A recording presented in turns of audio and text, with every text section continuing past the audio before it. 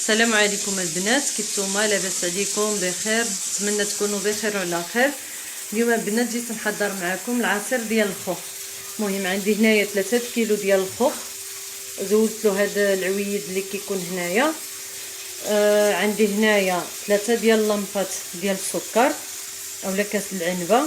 عندي هنايا الزلافه هذه عامره بالجعده. المهم عملت 6 ديال حبات ديال الجعده، ماشي كبارين بزاف وماشي صغارين بزاف، المهم معوطين.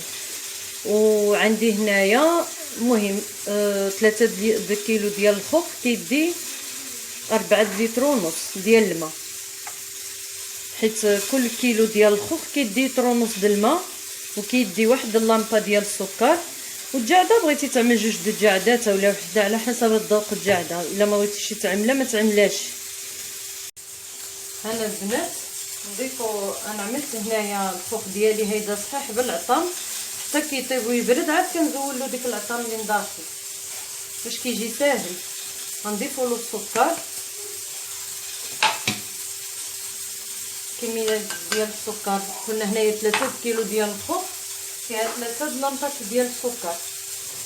هاد الكميه ديال الزعزع هذا على حسب الذوق، اللي بغاها كيعملها، اللي ما بغاهاش ما كيعملهاش. دابا غنطيب فيه لتر ونص ديال الماء، 3 لتر نخليه تيطيب عاد نزيدو له تيطيب ونطحنو، عاد نزيد له 3 لتر اخرى. دابا غنعمل غير لتر ونص باش يطيب فيه. غنشد عليه الطنجره ديالنا، من غتبدا تصفر الصفاره ديال كوكوط، ملي غتبدا تصفر تبدا تدور، غنحسبوا لها 4 ساعه ونطفيو له.